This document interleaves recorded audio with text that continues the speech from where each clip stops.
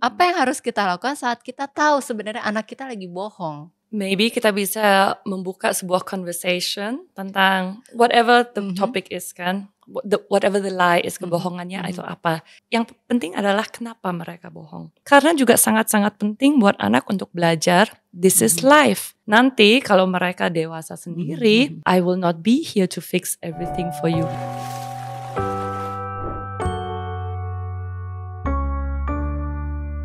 Hai, aku Samantha Elsener, balik lagi di Relate Podcast. Dan kali ini ada bintang tamu yang spesial banget karena kesininya harus naik pesawat.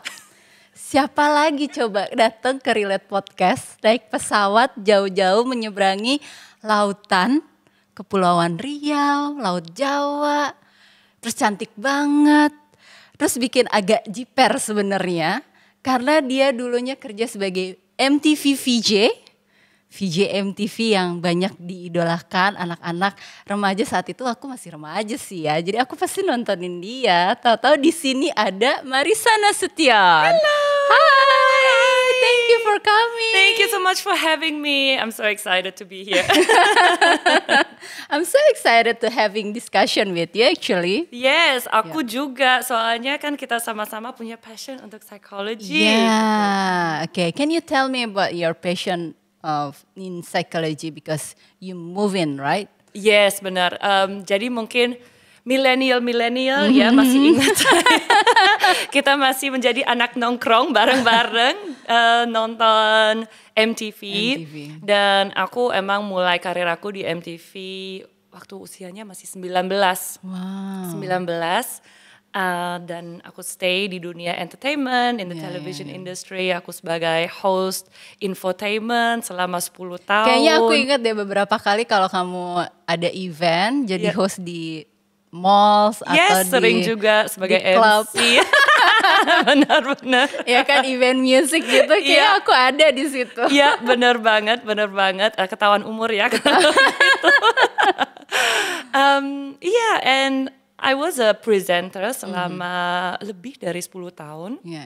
Dan waktu aku hamil anak pertama, aku pindah ke Singapura. Nggak terlalu jauh sih, kalau Singapura kan masih dekat ke Jakartanya.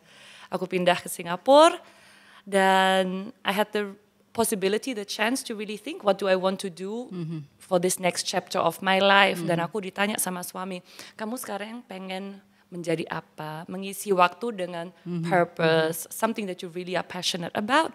Dan aku bilang ke suami, aku sebenarnya dari dulu pengen banget kuliah psychology, cuman nggak kesampaian karena langsung kerja di dunia entertainment lagi, jadi nggak ada fokus untuk kuliahnya juga, karena kan juga pekerjaan di dunia entertainment nggak pekerjaan kantor yang 9 to 5, it was just a little bit more chaotic. So when I became a mom, aku benar-benar punya kesempatan to do what I want to do. And I wanted to do something purposeful. So I went to school again and studied psychology. Wow, so nice. Did you find it difficult? Aku sebenarnya passion dari psychology pertama karena aku pengen belajar tentang diri aku sendiri. Okay. Jadi passion pertamanya adalah I wanted to trigger my own healing that I didn't even know I had to do gitu. Tapi kita bilangnya berobat jalan. Betul banget. This like this self-healing journey. Karena setiap kali kalau kita belajar sesuatu, something else makes sense. Ternyata kita yang, wow, ternyata semua yang aku alami atau yang aku merasakan ada intinya gitu, ada purpose-nya kan. I really love that. Dan aku mulai di organizational psychology karena tadinya aku pikir aku mau stay di corporate sector. Setelah itu aku berkembang ke research psychology, which I loved karena sebenarnya I'm actually a super nerd. And I love reading research papers and learning so many things, and I did that. But like now I'm more towards counseling, towards working with teens, working with children, working with individual, and everything around emotions, tentang perasaan kita, gimana caranya kita bisa memahami, tapi juga regulasi dan manage perasaan kita.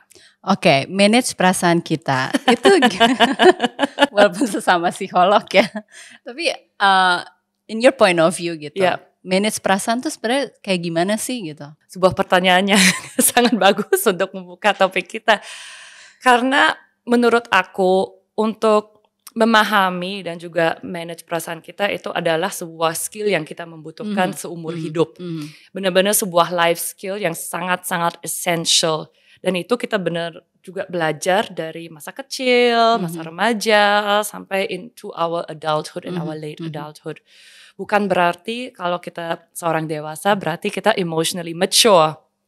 That's not really the case, right? Yeah. You can be an adult but also emotionally immature. Dan yang penting menurut aku adalah kita harus belajar untuk memahami our own emotional landscape. Yeah. Artinya kita mungkin sangat familiar dengan our basic emotions, kemarahan, kesedihan, happiness. Tapi kalau kita lihat emotional landscape kita sangat-sangat kompleks. Ada emotion seperti jealousy, ada emotion seperti lebih kompleks lagi kayak the German word Schadenfreude. Itu kan sebuah perasaan yang sangat-sangat kompleks. Yeah. Dan kalau kita sendiri tidak mengerti apa yang sedang terjadi dalam diri kita, kenapa kita merasakan sebuah emosi seperti ini, sebuah feeling seperti ini, kita akan suppress. So when we suppress emotions, we're not processing emotions. And when we don't process emotions, they will come back. And usually they will come back stronger, more vicious than they were in the beginning. Like a volcano, ya? Like a volcano. Bisa tiba-tiba, dan I think semua orang tua bisa relate kalau kita menahan mungkin kemarahan atau kesedihan atau frustration tentang sebuah situasi, bisa anak cuman menyentuh kita atau cuman berkata satu kata tiba-tiba kita bisa meledak gitu. So like you said, it can come back as a volcano. Iya, benar, dan aku setuju banget. Kita walaupun dewasa secara usia belum tentu dewasa secara emosi kita, mengelola emosi kita gitu kan. Talking about emotionally immature, di usia berapa sih sebetulnya kita bisa mulai membentuk cara mengelola emosi yang tepat? Apakah dari kecil harus benar-benar diajarin, atau kalau dari kecil gak pernah diajarin tapi orang tuanya mulai merasa bahwa kayaknya penting nih untuk mulai ngomongin tentang emosi sama anak-anak remajanya mereka.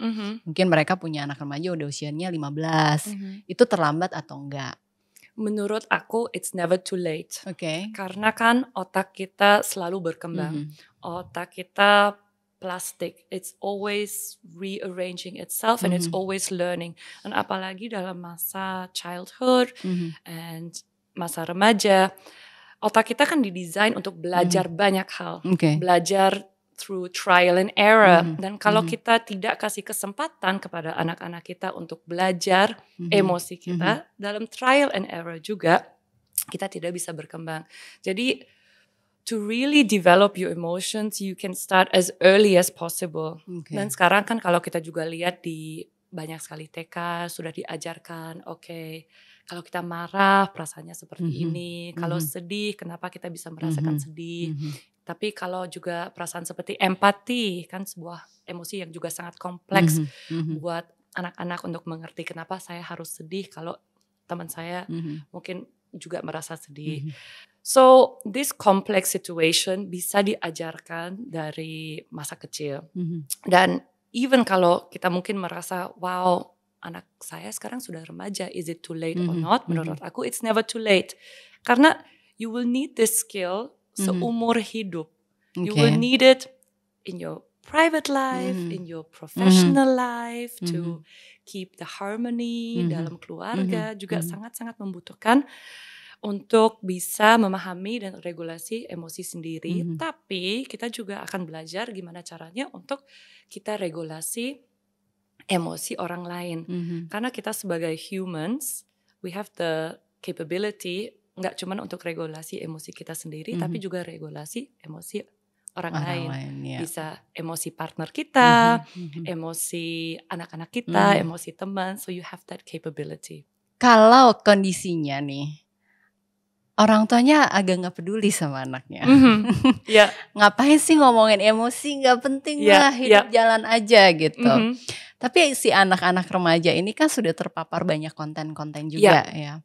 Dan mereka pengen lebih untuk bisa melatih dirinya gimana cara mengelola emosi gitu. Apa yang perlu mereka lakuin pertama kali secara mandiri yang ya tadi tanpa dukungan orang tua, tapi di sekolah juga nggak ada kurikulum atau guru BK kalau kita bilangnya guru konseling di sekolah yang bisa mendampingi mereka. I think satu hal yang mungkin sebenarnya sangat simple, tapi sebagai first step, langkah pertama bisa menjadi emotion labeling. Dalam arti kalau kita merasakan sesuatu, tapi kita juga belajar nama emosi ini apa. Dan kalau kita mungkin juga bisa mulai dari search di internet aja, you have the wheel of emotions, right? Dan di situ ada banyak sekali emotions yang mungkin beberapa remaja belum pernah dengar. Mungkin sudah pernah merasakan, tapi tidak tahu artinya sebenarnya apa. Jadi dengan kita belajar nama dari beberapa emotions ini, through the emotional wheel, for example, we can process them better. For example again, Schadenfreude, sebuah emosi yang sangat spesifik. Dan kita juga mungkin pernah merasakannya. Tapi kalau kita tahu itu apa, kita bisa proses emosinya. Berarti we can release them. Dan juga you have to get comfortable to the idea that all emotions are valid. Karena semua emotions sebenarnya punya message buat kita. Kemarahan pasti punya message karena mungkin sebuah boundary sudah di-cross. Atau kesedihan punya sebuah message juga karena kita sangat care tentang sesuatu. Jadi dengan kita belajar juga trigger kita apa.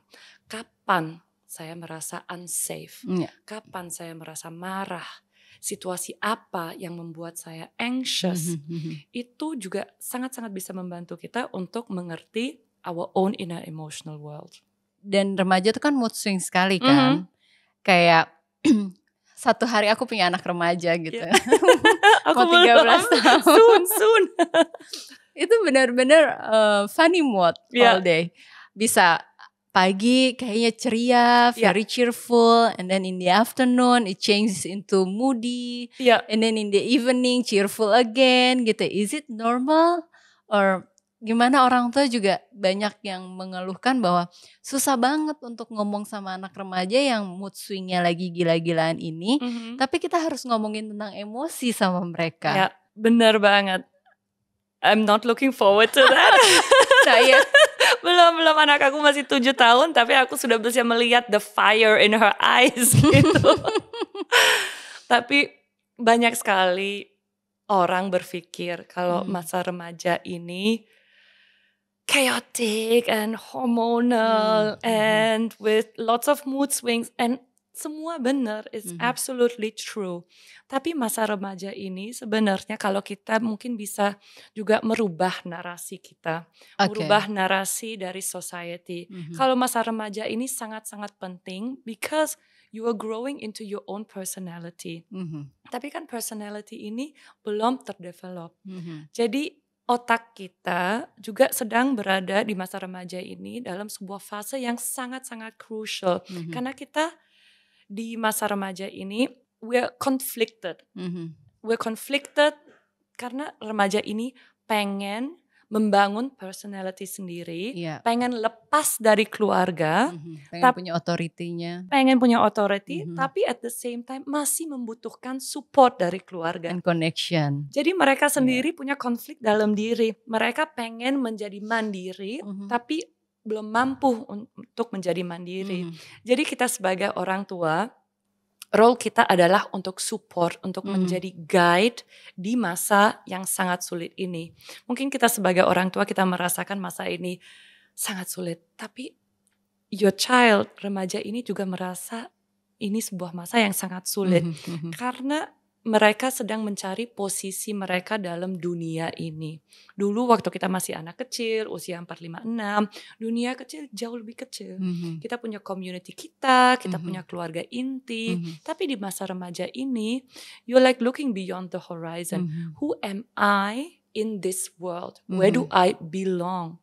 Dan belonging ini adalah sebuah perasaan yang sangat penting buat mereka. Mereka pengen belong to something. They want to belong to maybe someone, have their first relationships, to a community. So it's this sense of belonging that they're trying to fill.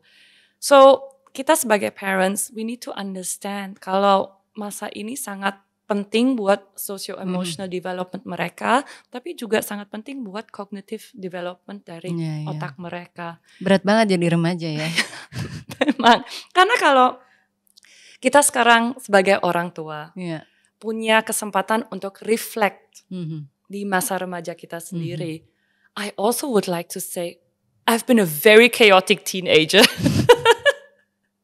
Semua decisions, the chaotic things I've done, the first heartbreak, sampai nangis berminggu-minggu. 2 box tisu ya. 2 box tisu. Dan aku sekarang melihat, mungkin diri aku sebagai remaja dulu, tapi now I have empathy gitu.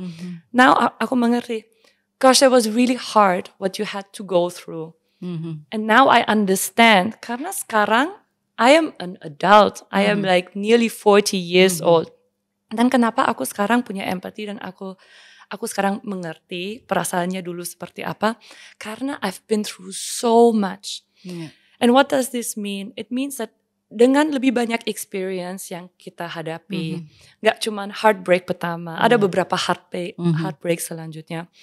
Kita develop sebuah emotional equilibrium gitu. This is like our baseline. Tapi kalau kita seorang remaja belum mempunyai sebuah emotional baseline, karena gimana caranya otak kami bisa mengerti how does a heartbreak feels like if you've never had it before.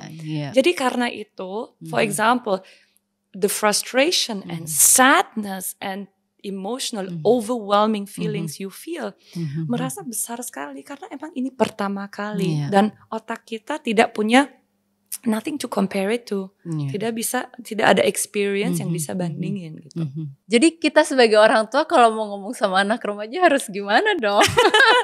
Harus nunggu timingnya kah? Harus nunggu mereka merasa mereka punya authority kah? Atau ngobrol di meja makan itu seringkali dikeluhkan sama orang tua juga, mereka tuh gak akan nanggepin kita mau nanya gimana, kita mau cerita dari angle kayak gimana, mereka cuma ya oke, sambil tetap asik makan. Ya, menurut aku satu hal yang harus di-build adalah sebuah relationship, sebuah trusting relationship, di mana apapun yang terjadi, I will always be there for you.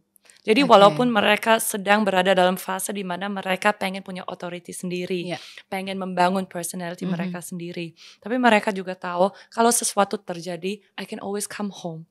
I always have my support system. Dan mungkin sekarang ada beberapa orang tua yang merasa, oh it's too late. It's never too late to repair your relationship. You just have to try. Dan jangan coba satu kali, you have to try again. And again and again and try differently. Mungkin tidak kalau pas lagi dinner, makan malam dan lagi rame, mungkin ada kakak adik and it's just a chaotic situation. Maybe do something one-on-one. Cari quality time. Yang di luar rutinitas sehari-hari. Di luar rutinitas dan cari jalan masuk, how can I get through to this person? It's really about get to know, it sounds maybe harsh, but get to know your child. Get to know what do they like? Jangan cuman like go dating with your child. Iya, kayak aduh nggak penting gitu. Aduh aku nggak ngerti musiknya, aku nggak ngerti ini. Kalau ini sebuah passion dari anak kamu, kita harus mempelajari seperti apa sih anak aku? What do they love? What do they care about? Who are their friends? Itu juga sebuah hal yang sangat penting. Lingkungan mereka seperti apa? Teman-temannya seperti apa? Influence teman kepada seorang remaja sangat-sangat penting. So, like you said, go have a date with your child, go for a tea date or for a dinner date and really try to build this relationship. Iya, setuju. Tapi mereka kan juga suka banget tuh bikin batasan-batasannya dengan mengunci dirinya di kamar. Gimana caranya kita bisa tetap memberikan batasan yang sehat sama mereka? Punya katanya kita harus ngasih privacy juga ke mereka, atau sebenarnya kita tetap harus punya aturan yang jelas juga di rumah tentang hal ini supaya nggak jadi chaotic gitu. Harus gimana sih gitu?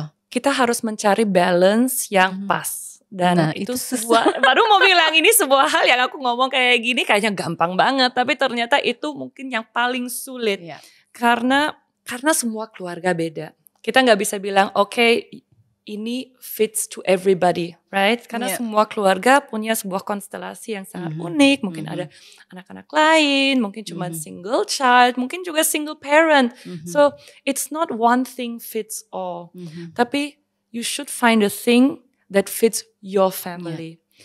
Benar-benar cari something that works for everybody, tapi ada aturan yang jelas dan sebuah balance di mana I will give you permission and freedom to explore your own world. Tapi these are the absolute ground rules. Dan itu semua keluarga harus punya sendiri. What are your family values? What is important to you? What are the absolute boundaries? And maybe like to say this again, tapi even if something happens, you can always come back. Tapi gimana kalau mereka bohong? They like to lie. Yeah, I think you know this best. I think my daughter lies to me like very small lies gitu. Kamu sudah sikat gigi? Iya. Kalau mungkin nanti di masa remaja jadi jauh lebih kompleks gitu kan. Karena bohongnya kan udah terkait misalnya pacaran. Iya. Deket sama ini enggak, kasih barang apa enggak, dapat dari teman atau nyobain vape enggak gitu. Karena mungkin itu breaking rules from the parents. Absolutely. And then ya mereka mungkin takut kalau ketahuan, takut mengecewakan, tapi satu sisi juga mereka mau mencoba hal itu gitu. Betul. Apa yang harus kita lakukan saat kita tahu sebenarnya anak kita lagi bohong? Maybe kita bisa membuka sebuah conversation tentang whatever the topic is kan. Whatever the lie is, kebohongannya itu apa. Dan yang penting adalah kenapa mereka bohong. Seperti hal, kalau pacar mungkin mereka tidak mau share atau belum siap untuk share informasi sama ibu. Apalagi kalau kita sebagai ibu mungkin lebih nosy gitu kan. Pengen tahu, kalau mungkin bapak-bapak aduh gak usah cerita sama ibu aja gitu. Bapak-bapak mau tahu cerita kalau anaknya perempuan loh. Itu dia. Gak boleh pacaran. Gak boleh pacaran sampai usia 21 gitu kan. Apalagi kalau cowoknya terkenal notorious kan. Itu dia juga. Tapi yang penting adalah kenapa mereka bohong. Apakah karena mereka belum siap untuk share. Atau mereka melakukan atau melanggar sebuah boundary. Dan mereka tahu itu. Dan kalau kita tahu kalau anak kita berbohong. Mungkin insting kita pertama adalah marah. Marah, jerit, disciplinary action. Tapi you are also then just creating more tension. Right? Walaupun susah, in my personal opinion, it's easier to approach it in a calm way. Padahal mungkin kita harus regulasi emosi kita sendiri gitu. Untuk benar-benar kemarahan kita keep dulu. Dan kita cari jalan lain. Let's talk about why did you lie. I understand that you lied to me about this topic. Tapi it is very important for me to understand why you think it is necessary for you to lie about it. Okay, I have done something that I shouldn't have done. Aku mencoba vape dari teman atau apa. Okay, I understand. You were curious gitu kan. You were curious and what did you think about it? Jadi have an open conversation and find why they did it. And then also share why it's important to you that they don't lie to you. They can come to you and say, hey, it's probably very hard for a teenager to say, hey, I'm curious about vaping. I want to try. Because you as a parent, pasti jangan, gak boleh. Tapi would you rather know that they do it or they tried and then have like an honest conversation about it? And then you can also share with them calmly, konsekuensi dari vaping ini loh. This is something that is an addiction. Karena buat banyak sekali teenager, mereka berpikir vaping is cool. Vaping adalah sebuah status symbol. Sebuah simbol to belong again to the cool kids because it's something the cool kids atau the cool gang is doing now gitu. Tapi kalau kita bisa membuka sebuah open and honest conversation, kita juga bisa share beberapa informasi lain. Tapi bukan dalam arti from an authoritarian, bukan dalam disciplinary action. It's like, let me share with you this documentary about vaping. let me share with you. This is like some research. Gitu. More chill situation ya. Iya. Aku jadi penasaran sih. Sebenarnya apakah kita harus selalu konfirmasi kalau mereka bohong atau sebetulnya kita perlu nggak usah bahas. Tapi kita like you say kita cari aja dokumentari gitu. Jadi instead of kita nanya, did you try vaping? Yeah. Kita langsung kasih dokumenter, let's watch together atau kayak gimana. Atau mungkin ini yang banyak relate juga ya. Kalau anaknya udah SMP, SMA adalah masalah pacaran. Mereka tuh suka gak sadar teman-teman orang tuanya berkeliaran ada di mana-mana. And then mereka pergi ke misalnya satu mall gitu kan. Mereka gak tahu ternyata di mall itu ada teman ibu atau bapaknya yang lihat mereka pacaran. Tapi bilangnya pergi sama teman-teman gitu kan. Ternyata adalah orang tua yang laporin ke orang tua anak ini. Gue lihat nih anak lo di sini sama ini itu dan lain sebagainya gitu kan. Dan anak ini nggak bilang sama orang tuanya backstreet relationship gitu kan. Apakah kita benar-benar sebagai orang tua tuh harus selalu open the conversation atau menunggu mereka bercerita atau kita harus mengupayakan dengan tadi cara-cara yang pakai cara yang ini deh, nggak masuknya nggak langsung dikonfrontir dari awal, tapi coba di sini kasih ini kasih itu atau bikin mereka nyaman sampai mereka yang terbuka sendiri. Atau gimana sih, karena ini kan juga ada anak yang defensif, ada anak yang merasa dirinya paling bener sok tahu sedunia gitu. Anak remaja juga membutuh privacy. Dan in the ideal world mereka akan share kalau mereka ready. Tapi kalau mereka belum ready atau mereka tidak share, mungkin sedang pacaran atau pacaran sama siapa, pasti kan ada reasonnya kenapa mereka tidak share. Apakah mungkin dia tahu orang tua tidak setuju sama pilihannya, reputasi dari pacarnya mungkin kurang bagus, atau there's so many different reasons kan. Karena itu balik lagi, kita kalau bisa harus membangun sebuah open and trusting relationship sama anak kita. Dan itu juga jauh lebih gampang dibilang daripada dilakukan. Tapi kalau kita juga bisa kasih trust kepada anak-anak kita. I trust that you will do the right thing and I will trust you to share with me when you are ready. Tapi kalau gitu juga harus mengingatkan, but we do have certain boundaries. For example, gak boleh nginep di rumah pacar lah, atau gak boleh semua. Gak boleh pergi berdua. Gak boleh pergi berdua. Dan juga explain, kita juga harus menjelaskan kenapa. Kenapa rules ini ada, bukan gara-gara ini kemauan mama atau ini kemauan papa. Kita harus explain dengan logika juga kepada anak. Kamu tidak boleh nginep di rumah pacar atau rumah teman gara-gara ini. Kamu tidak boleh melakukan ini gara-gara ini. So you have to also give you reasoning. Karena kalau kita cuma datang dengan these are my rules and my rules only, mereka pasti juga pengen rebel against it, right? Or because I said so. Exactly, because I said so. And you know, kalau kita tahu gimana berfungsinya otak dari seorang teenager, if you say because I said so, it's like pasti naik darah mereka juga. Karena they also want to have authority. And they want respect. And I think buat banyak sekali orang tua, it's so hard to see that they need to become a person. They need to become their own person, their own personality. And for that also sometimes you have to let go and let them make some mistakes. Jadi kadang-kadang mungkin orang tua juga terlalu helikopter. They keep them very close. And they don't let them make mistakes. So anak bisa merasa, I cannot do or grow. But it's important for them to understand, okay, I can try and I try back and forth and make mistakes. Kita semua belajar juga dari masalah-masalah kita. Tapi kalau ada masalah serius, I can come to my parents. So this is, I think, the ideal relationship you want to have. That you can let them go, berkembang, make their own decisions, also learn from the consequences.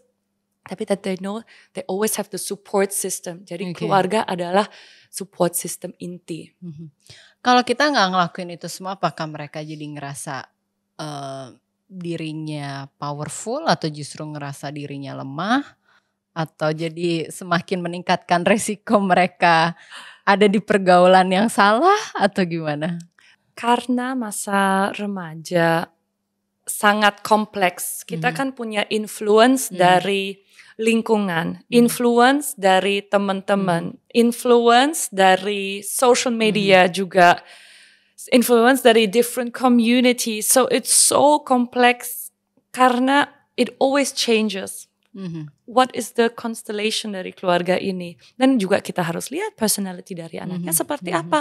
Apakah ini sebuah anak introvert yang berada dalam keluarga super extroverted, or is this like a very outgoing child tapi mungkin tidak dikasih kesempatan to explore their passion. So it's very hard. It's more about you trying to get to know your child.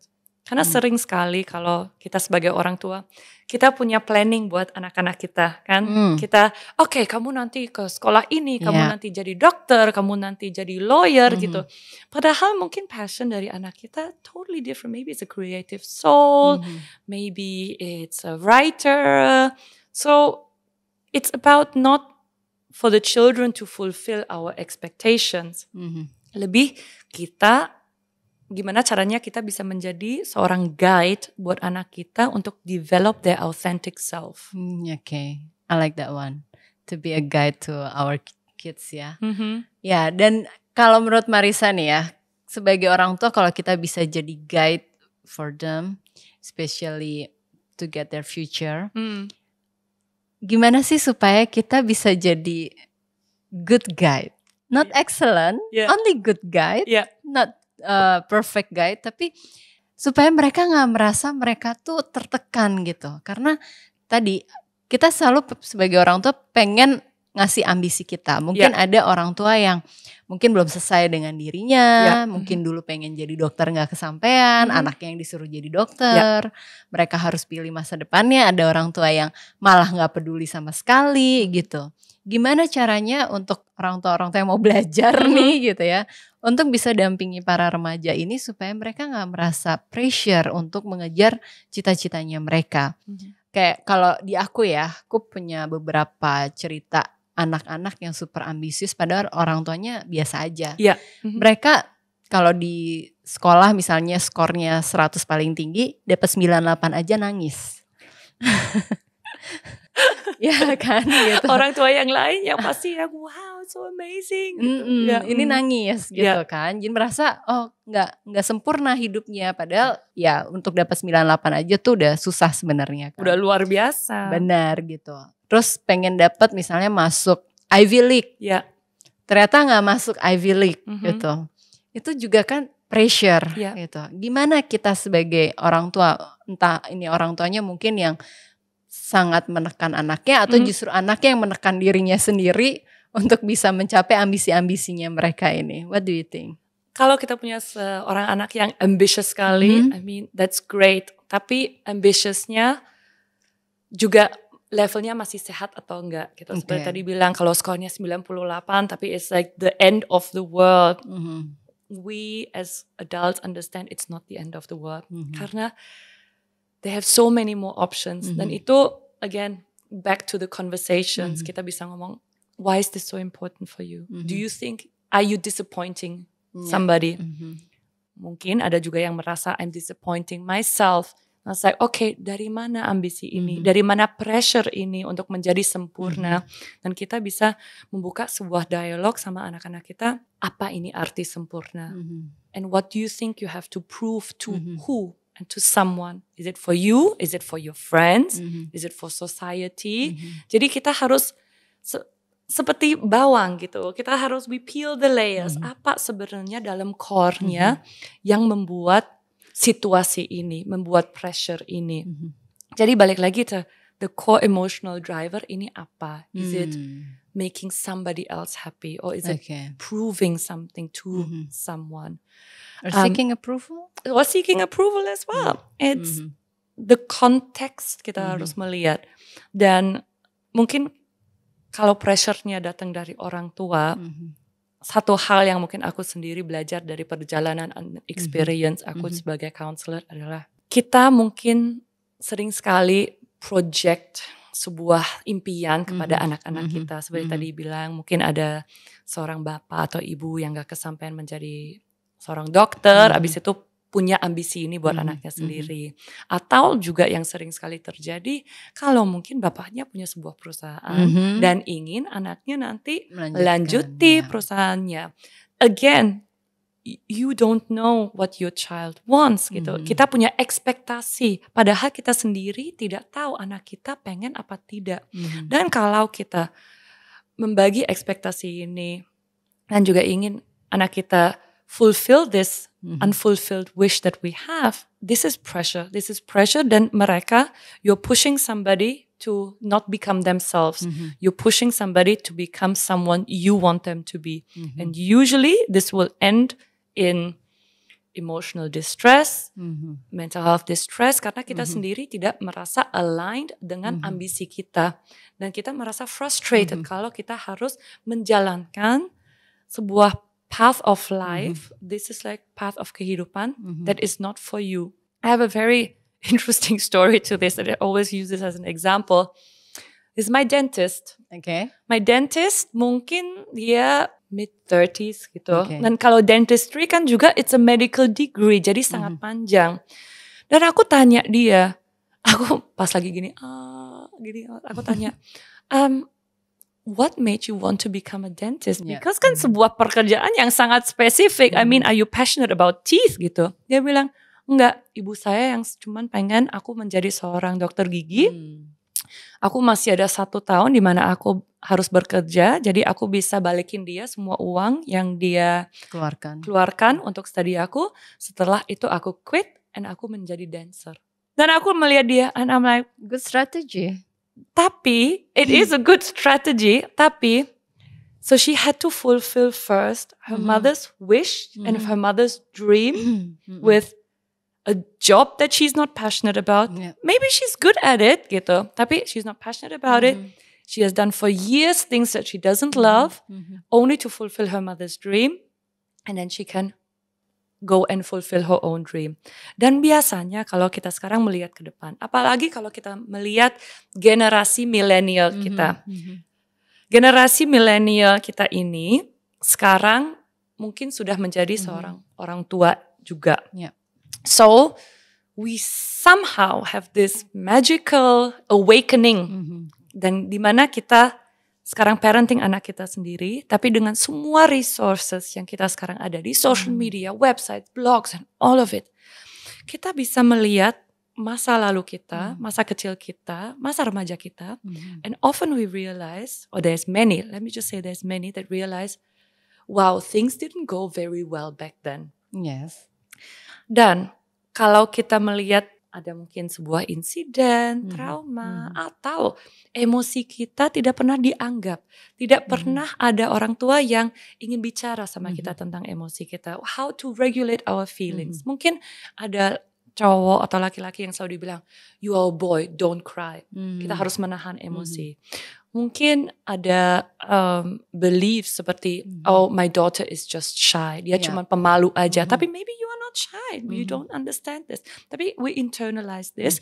Dan kita sekarang, we're going through this awakening, this millennial awakening, where we realize, wow, this didn't go well.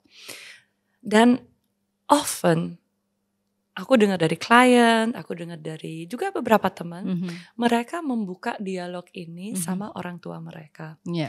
Dan tetap sampai hari ini nggak dianggap. Apa yang terjadi, you're exaggerating, you have totally got this wrong. Mau bicara tentang mungkin sebuah kejadian traumatis atau emosi yang mereka merasakan sekarang, juga tidak dianggap. Jadi banyak sekali merasa this estranged relationships with their parents because we have become emotionally intelligent millennial we're now dealing with the emotionally immature parents that we have. Dan itu tentunya juga ada efek untuk keluarga besar. Apalagi kalau mungkin tiba-tiba oma pengen ketemu cucunya, tapi kita sebagai ibu mungkin have a bad relationship or a very difficult relationship dengan ibu kita sendiri. Karena there's lots of boundaries. Karena kita pengen break some dysfunctional parenting patterns. Dan itu sebuah pertanyaan yang kita sebagai orang tua harus hadapi. Kalau aku sekarang punya anak, what do I want my children to be feeling? How do I want to parent them? Karena pertama kali kita merasakan parenting adalah dari orang tua kita sendiri.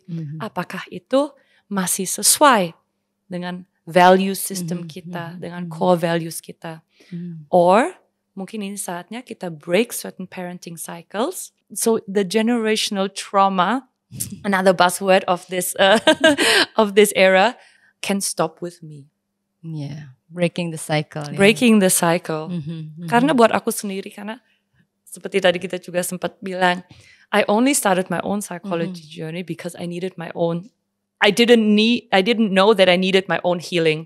Tapi to open that up, benar-benar membuka perspektif buat aku belajar tentang diri aku sendiri, belajar tentang emosi aku sendiri, tapi juga belajar gimana caranya aku bisa mendampingi anak-anak saya dalam perjalanan kehidupan mereka. Sekarang anak saya waktu itu masih 5 tahun, dia sempat bilang, I'm feeling very weird. What do you mean by weird? I don't know, I haven't felt like this before. Gitu. Buat dia sangat penting untuk bisa ngomong tentang emosi ini. Apapun dia merasakan, walaupun dia mungkin belum tahu apa emosi ini, tapi dia tahu, okay, I know something is going on. Where do you feel it? Do you feel it in your heart? Do you feel it in your fingers? Gitu. So, kalau kita bisa menjadi lebih emotionally aware dan bisa membantu. Emotional present juga ya. Yeah, to be present juga. Dan juga jangan bilang, everything's going to be fine. Just be curious. Sebenarnya segampang itu. Just be curious and say, really tell me more. Membuka pintu untuk seorang anak sharing. I'm interested, I'm curious. Aku sangat-sangat penasaran. Please share sama aku. Kalau anaknya menghadapi penolakan, kita kan selalu ini bakal baik-baik aja, santai aja gitu kan. Tapi ketika remaja kan itu gak santai buat mereka. Marissa bilang gitu, remaja tuh ngalamin banyak peristiwa baru, pengalaman baru dalam hidupnya. Mereka belum pernah ngalamin patah hati, mereka ngalamin patah hati, belum pernah punya secret admirer, tiba-tiba dikasihin banyak gift, dikejar-kejar gitu kan, bucin-bucinan gitu. Tapi ada masanya ketika mereka benar-benar puppy love ini ada dalam kehidupan mereka, mereka ngalamin penolakan, mungkin mereka udah belajar sungguh-sungguh untuk masuk SMA favoritnya, ternyata gak diterima gitu. Kita sebagai orang tua apakah tetap bisa memperlakukan mereka seperti Marissa ke anak kamu yang masih 5 atau 7 tahun gitu kan. Tell me more. Karena somehow di remaja kalau aku pengalamanku sama anakku, ayo dong mama penasaran nih gitu, kasih tahu dong gitu. Males deh. Tanggapannya langsung gitu. Kita jadi orang tuh juga jadi, kok gini sih? Aku lakuin kesalahan apa ya sama anakku? Karena mungkin cara yang kita lakuin waktu mereka kecil udah gak bisa berlaku lagi di masa remajanya mereka. Yang penting adalah mereka tahu that if they want to talk about it, you're there gitu. Banyak mungkin yang seperti tadi dibilang, it's okay, it's going to be fine. Tapi juga sangat penting kalau kita validasi emosi mereka. Kalau mereka merasa heartbroken karena gak masuk di SMA favorit, atau mungkin nanti rejection karena tidak masuk di universitasnya, mungkin kita pengen bantu dengan bilang, okay, it's going to be fine, everything's going to be great gitu kan. Tapi lebih baik menurut aku adalah to validate the emotions and just say, that really sucks, that must hurt, you must feel really sad, and it's okay to feel sad, it's okay to be angry, it's okay to be frustrated, and it's okay. Dan kalau kamu sekarang mungkin tidak pengen ngomong tentang topik ini, it's fine. If you need to be alone, you can be alone. Tapi kalau kamu ready untuk share, you can share with me anything. I'm always here for you. Okay.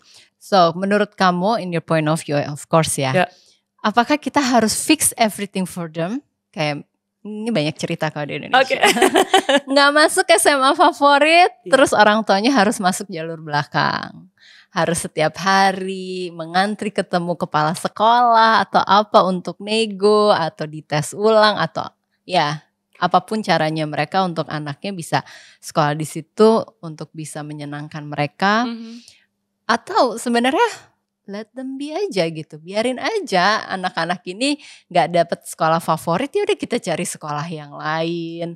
Atau kalau misalnya kontekstualnya pacaran gitu ya, berantem atau ditolak, kita sebagai orang tua harus saling menghubungi orang tuanya gitu ya, harus telepon. Mungkin kalau di Western world nggak kayak gitu ya, tapi Asian mom ini mereka akan berupaya kalau bisa, lagi ya moms di Jakarta Selatan terutama ya, mereka akan selalu bisa kenal sama sesama ibu-ibu yang lain gitu kan, untuk ya mungkin tujuannya adalah baik untuk bisa saling menjaga anaknya, tapi apakah kita harus involve dengan apapun kejadian dalam hidup anak-anak remaja kita ini?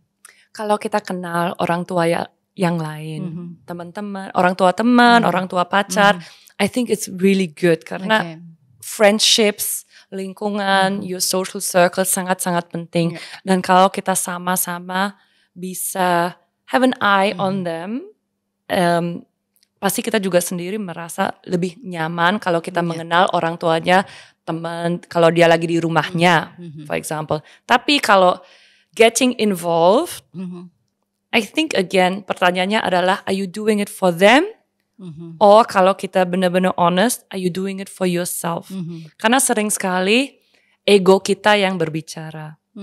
Dimana apakah kalau anak saya tidak masuk di SMA favorit ini, apakah ini benar-benar demi kebaikan anak saya, atau mungkin ego saya terluka? Okay.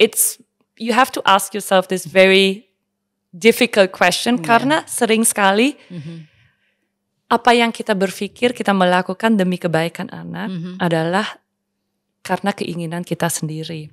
Mungkin ada yang berpikir anak ini harus masuk universitas ini karena bapaknya alumni tapi tidak dapat spot atau apa. Apakah ini benar-benar kemauan dari anak atau anaknya mungkin tidak mau universitas di Amerika, pengennya universitasnya di UK atau mungkin tinggal di Indonesia. Balance adalah yang paling benar, dan juga to be honest with yourself. Karena sering sekali kalau kita melihat kalau mungkin di reject untuk sekolah, pasti there is another way. So is it worth it to force your power and to fix everything for your children? Karena juga sangat-sangat penting buat anak untuk belajar, this is life. Nanti kalau mereka dewasa sendiri, I will not be here to fix everything for you. Or I should not be here to fix everything for you gitu. Tapi mungkin juga ada beberapa orang tua yang sampai hari ini juga masih fix. Apalagi kalau kita melihat, ini juga cultural ya. Karena kalau kita melihat kultur Asia in general, kita lebih lama tinggal di sebuah multi-generational home. Jadi anak-anak juga lebih lama tinggal bersama orang tua. Mungkin baru keluar dari rumah kalau menikah. Kalau kita melihat di individualistic cultures in the Western world, for example, mereka 18 tahun sudah officially dewasa, sudah di kick out. Okay, it's time to leave gitu kan. Jadi values-nya juga sangat berbeda, dan kita harus again melihat keluarga kita, apakah core values dari keluarga kita, guidelines kita seperti apa. Tapi sebagai orang tua, you have to have that healthy boundary to also understand you cannot fix everything for your child. Karena mereka akan juga harus menghadapi masalah dalam kehidupan mereka, and they have to be able to fix it themselves. Or if you don't, mungkin kita melihat seorang 35 tahun, 38 tahun didn't get his way in the workplace and throwing a tantrum because he was always getting his way. Everybody was always fixing things for him, and that's where you can see then if you have never experienced rejection, you will experience in some way or another. It's been so nice talking with you. Thank you for having me. And I still have one last question. Okay. Kayaknya rasanya nggak cukup kan ngobrol terus nih masalah remaja ini. Menurut kamu, sebagai orang tua gimana sih supaya kita benar-benar bisa deket sama anak kita dan mendekatkan diri ya kalau selama ini mungkin kurang dekat. Yeah. Apakah kita perlu lebih permisif sama mereka atau kita perlu lebih jadi temennya mereka? A good balance. Aku melihatnya seperti ini karena again my personal opinion adalah kalau kita melihat traditional parenting patterns lebih ke hierarchical kan. Yes. Saya seorang tua, I am the parent here, I know better than you, right? You are the child, I know better, you follow my rules because I said so, kan? Tapi aku melihatnya lebih kalau kita melihat anak kita sebagai our equal. Okay. I always try to treat my daughters as my equal. You teach me something too. Bukan berarti karena saya sudah seorang dewasa, saya tahu segalanya. Karena saya belajar dari anak saya, patience. Saya belajar how to be curious, how to love playing again, how to imagine again. Jadi aku melihat anak aku dan aku bilang untuk diri aku sendiri, I can learn so much from you. I'm not bigger than you. I'm not stronger than you or more powerful. You are my equal. Karena aku melihat mereka sebagai their own personality. You are not my mini me. Dan itu sebuah hal mungkin yang juga sangat-sangat penting. Karena banyak sekali orang tua merasa, oh I'm going to mold them into my mini me. Dengan semua ekspektasi, projections, dan impian yang mereka harus fulfill for me. Tapi aku coba meng-guide mereka dalam kehidupan ini. Dan aku pengen menjadi sebuah figur dalam kehidupan mereka. And I always want them, or this is like a way to think about it as well. Nanti kalau mereka seorang dewasa, I want them to still want to talk to me. Exactly. Karena mungkin hari ini ada banyak sekali, again, millennials and maybe the older generation yang tidak punya sebuah hubungan bagus bersama orang tuanya. Dan ini adalah pertanyaannya, why is that so? So what happened to you that makes you not want to have a good relationship or cannot have a good relationship with your own parents? So for me, I don't want that. I want them to still call me when I'm old and to still want to hang out with me. Because aku tidak melihat to have children, it's a tugas or something. It's an immense blessing to have children. It's immense responsibility juga. Tapi my children don't owe me anything. They don't owe me thank you and gratitude for me bringing them into our lives.